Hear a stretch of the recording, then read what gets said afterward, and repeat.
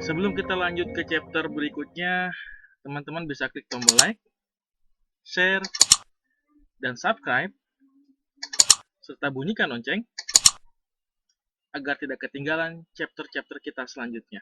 Terima kasih.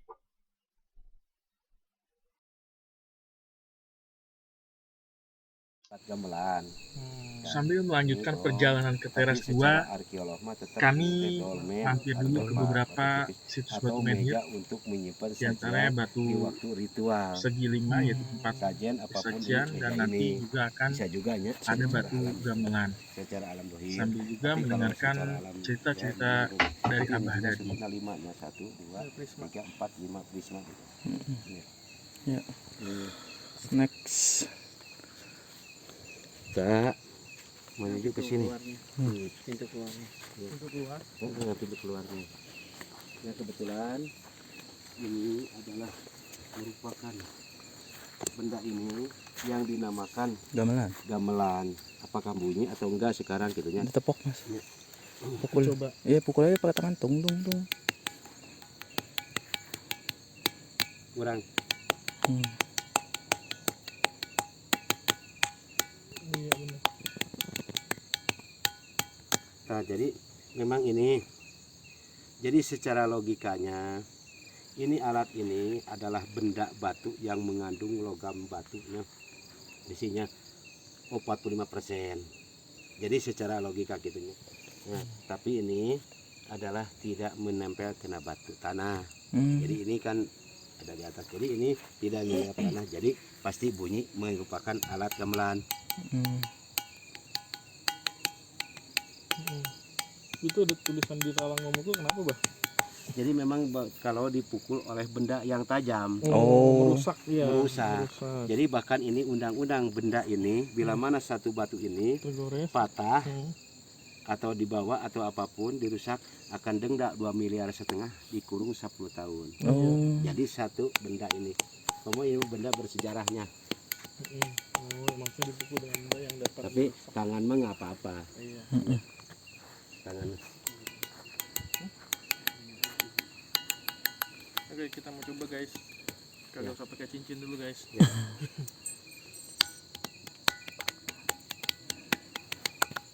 Bagus nih. Mantap emang begitu ya. Ajaib lah, kayak besi ya, mengandung besi bah berarti ya. 45%. Kadar besinya. Ini apa? Nah ini juga jari. Jadi kalau bahasa dulu mah 1, 2, 3, 4, 5. Nah jadi dulu mah bila mana bisa juga gini, tek tek tanya tuh. Jadi lamun bahasa dina secara gitar mah grip. Pengatur tuh nya tuh. Nya. 1, 2, 3, 4, 5. Jadi dulu teh tangan teh 1 ke sini, 1 ke sini, 2 ke sini tuh. Tuh. Ini tangan besarnya ini ya. Segede gitu tangannya tuh. Subhanallah. Kecapi bentuk kecapi kan? Ini kecapi.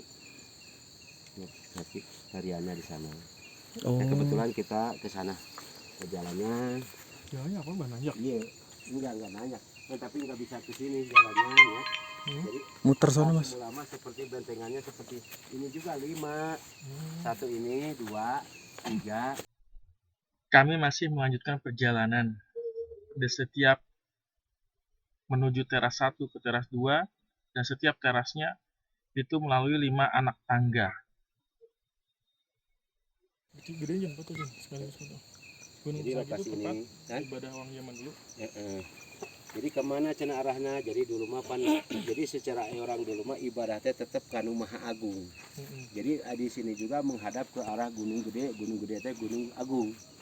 Gunung besar. Ya. Akhirnya kami sampai di area teras 2.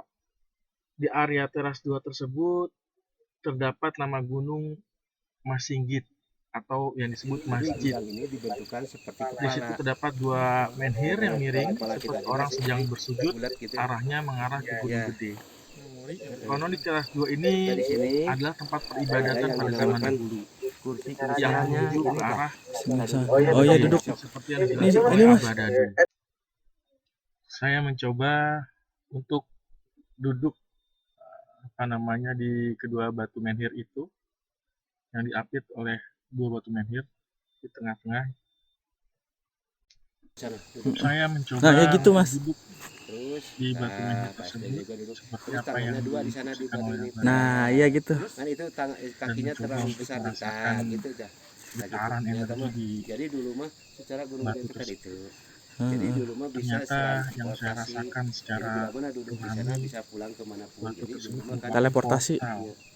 tempat Portal. Heeh. teleportasi Jadi maksudnya teh bila mana dulu mah ke kan tempat-tempat ilmu gunung-gunung yang kesaktian dimaksud Gunung Gede, atau Gunung disebut Saipi Angin. Kalimun, Jadi Hmm. Gunung dulu teh Salak, pulang tidur dan ke semacamnya. Depok kemana teh udah Dari ada sini di bisa Depok. untuk berteleportasi ke tempat-tempat area tersebut. Unsurnya angin. Lalu saya Mm-mm. lanjut untuk mencoba menganalisis dari segi rohaninya Gunung Gede sama apa yang saya rasakan pada saat itu. Bisa pasti. Heeh. Dan kelima gunung yang ada di sini yang ini. Heeh. Dia Besok. hakikatnya sebenarnya naik sesuatu kayak naik naga. Heeh. Transportasinya tuh Pakai naga. kayak naik naga sih. Besok. Kan di sini ada yang dinamakan Eyang Naga Geni. Oh. Itu dia. Apa yang saya rasakan sesuai dengan keterangan dari Abah tadi. Bahwasanya di sini transportasinya menggunakan naga ya. Naga gaib antar zaman dulu seperti apa, yang dipegang itu sebenarnya batunya berupa tanduk naga, yaitu yang saya rasakan. Dan kecepatannya sangat luar biasa cepat ya, ketika berpindah dari satu tempat ke tempat lain. Jadi satu tempat Konon katanya teras 2 ini juga merupakan disebut mahkota dunia. Jadi menggunakan angin itu. Artinya simbol kehormatan dunia. Hmm. Dan di sini juga terdapat yang namanya batu lumbung Heeh. atau gudang, semacam persediaan Heeh. harta atau makanan. Heeh. Batu lumbung merupakan simbol sikap saling berbagi. Untuk apa punya kekayaan berlimpah kalau tidak didasari saling berbagi kepada sesama? Itulah simbol arti batu lumbung dan mahkota dunia. Portalnya bisa kemana-mana guys. Setelah puas menelusuri teras kedua, kami lanjutkan perjalanan menuju teras ketiga. Teras ketiga merupakan teras pusaka, di mana di teras tersebut ada batu yang dinamakan batu telapak kujang. Kujang itu senjata masyarakat Sunda. Batu itu tepat berada di sentral situs Gunung Padang atau di tengah-tengah. Dulunya batu itu berdiri, cuma sekarang sudah rubuh. Kujang sendiri berasal dari bahasa Sunda ku ujang, yang artinya makna-makna yang ada di Gunung Padang itu harus dipegang teguh olehmu. Di saat saya sedang mencoba untuk mentafakuri batu kujang tersebut, merasakan energinya, mencoba merekognisi kejadian masa lalu, tiba-tiba ada segumpal energi yang akan terwujud gitu. Saya tidak tahu ini dari mana asalnya, maka saya minta untuk Pak Yusuf dan tim semua yang ditemani Abah Dadi untuk mencarinya. Nih, pegangan ini. Itu dia tuh. Baru dijatuhin. Allahu Akbar. Iya benar. Sesaat kemudian kenapa jatuhnya di dekat tiba-tiba bawah terdengar mulia? suara jatuh menyentuh Ini batu tersebut. Ternyata di sana didapati sebuah pusaka di sana kujang kamu pakai kecil pegang sendiri. di dekat tapak batu kujang tersebut yang mengagetkan kami semua. Sini Mas.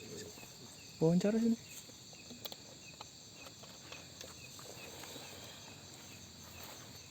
Sama aja nih ganti Lalu saya coba untuk pegang pusaka kujang kecil tersebut. Sepertinya kujang itu terbuat dari kuningan. Lalu ketika saya analisis, ada sesosok pendekar ya, yang memberikan kujang itu kepada kami sebagai tanda cindera mata, yang mau diomongin sama kan karena telah berkunjung ke Gunung Padang itu, khususnya di teras 3. Saya tidak dapat menjelaskan panjang lagi mengenai pusaka tersebut karena memang sudah luar biasa. Pusaka itu mewujud dengan sendirinya Ayo, sebagai lanjut, udah, salah Mas. satu Nggak lagi. bukti kekuasaan dan keagungan Allah Subhanahu wa taala. Oke guys, kita berada di dekat batu telapak maung ya, Bah. Jadi ini batu telapak. Masih di teras ketiga Tepatnya yang kami menelusuri batu telapak Daerah sini, maung Mas. untuk merasakan energi Saya meditasi bentar. dan sejarah di baliknya. Maksudnya abangnya duduknya di dia tuh. Di mana? Tadi kan susur tuh. Lalu tiba-tiba Ini sekalian lah. Puser ada ya. seekor naga Udah jatuh. yang mendekati. Saya meminta waktu kepada Abah Udah jatuh. untuk bermeditasi, untuk Oh, lebih itu ini. mengetahui siapa yang menghampiri kami, Aku kasih nama. Buka, Mas. supaya Ini kami harus bisa meditasi. berkomunikasi. Tadi batu ini tuh. Abah menunjuk satu spot ini. yang bagus untuk meditasi, Arahnya ke sana lagi. untuk bertafakur, yaitu berada di tengah-tengah teras ketiga yang dikelilingi batuan menhir kecil. Dan di situ Kak, saya harus buka alas Tadi kaki itu, untuk tadi itu. melakukan Oh, ini dia nih. meditasi Oh, sebentar. kasih air. Ush, inian. Ketika meditasi sebentar, secara basiroh saya melihat cahaya keemasan yang terang di sebelah kanan saya. Maka dengan otomatis saya menunjuk Kaditu di situ. Gitu. Kecil. Kecil. Lalu Lumayan. Tapi naga dilihatlah Tadi oleh naga Pak geni. Yusuf dan Cumi dan Abah, maka ada mewujud satu pusaka yang berbentuk kampak naga api. udah lama, Bah. Kampak Saya bentuknya udah seperti lama naga sama api. beliau kenal nih Sebelum kesini. sebelum corona. Jadi pas dia datang langsung nunjukin. Tadi tuh dia langsung ini aja apa namanya? Langsung. Tanpa ngomong apa. Pokoknya gue tunjuk aja, ikutin aja kata dia apa. Kadi itu gue ngapa? Kadi itu tuh apa? Ke situ maksudnya. Gue kan nggak bisa bahasa Sunda. Tadi itu Ada sih muncul. Ngumpulin dulu, Pak. Berat juga. berarti ini yang gede Coba sini, sini. Kuningan. ini ya. Center dulu. Fokusin. Yang ke 5 tambah 6 7. ke 7 Oh, Berapa dah. pusaka dapat tuh banyak Tujuh. banget. 7. pusaka yang ke 7. Sejenak saya masih bertafakur untuk merasakan keindahan dimensi lain Ayam, di ayam. teras tiga ini. Enggak cuma ini doang, nyapa doang beliau. Lalu memberikan apa namanya doa kepada seluruh makhluk-makhluk yang ada di Yang mana? Direkam? gunung padang ini, Direkam semua. terutama di teras Jadi itu tiga. direkam. Dan ternyata Nggak tahu, Abah pokoknya pun naginya juga situ dia.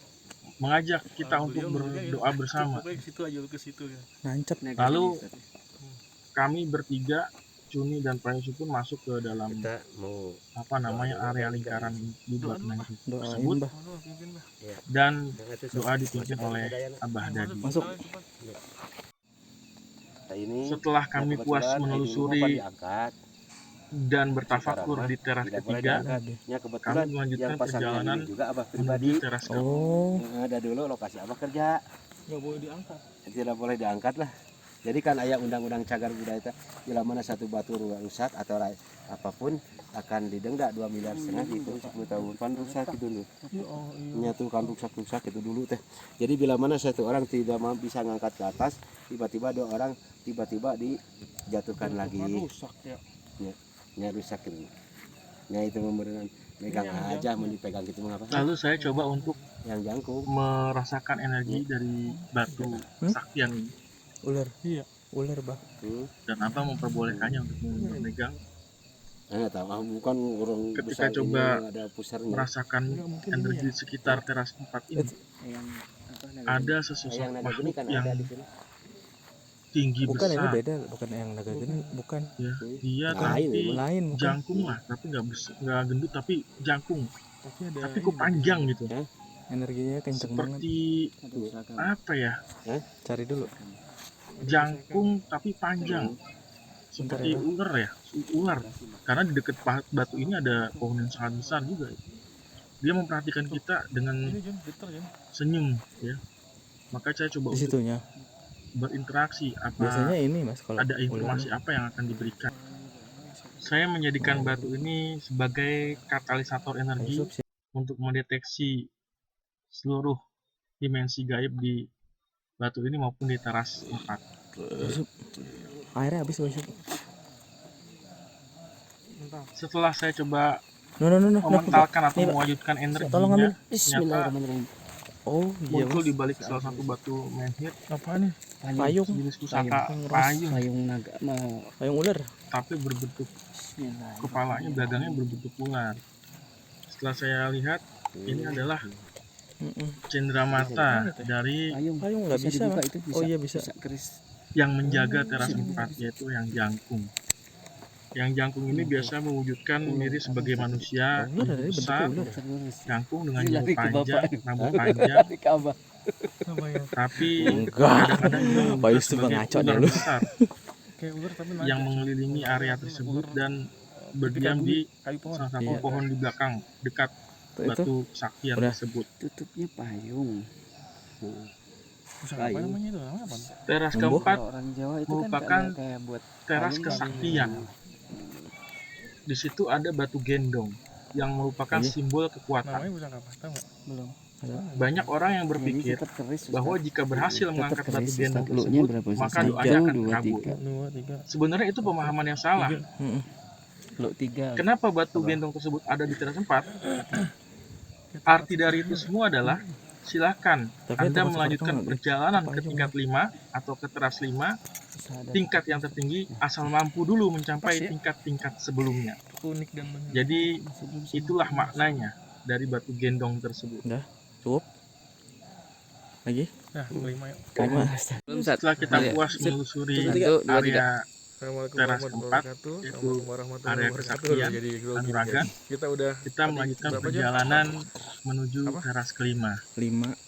Kebetulan Lapak ya, kita lapak. mendengar suara Teras. zikir Teras satu, dan doa yang teras amat kedua, keras di ketiga, teras keempat. kelima. Teras pertama itu tadi adalah Mereka merupakan tempat warga pemuda di Nah, sekitar itu area Gunung dengan Padang para yang Dayang-dayang. tergabung dalam Dayang-dayang. Operasi Dayang-dayang. Penggerak Pariwisata Cantik-cantik. Gunung iya, Padang dan kalau ada nggak salah, oleh itu ya. Cincin. yang sedang melakukan doa Terus bersama kedua adalah karena besok pagi adalah Kujang. Batu pertama Kujang kalinya ya, Gunung Kujang Padang juga. dibuka Batu setelah Kujang, ada hampir 3 bulan lebih ya, kita ditutup. sudah Jadi lalui juga, sebelum dan kita dibuka dapat mereka Kujang mengadakan kecil acara yang sama doa kayak di bersama Cigala, untuk yaitu keselamatan, Terus kebaikan, ketiga puser keberkahan untuk pusarnya semuanya, yang naga geni baik tuh. warga sekitar Dapat dan pengunjung pusaka serta kampak naga gaib-gaib geni. yang ada di sana.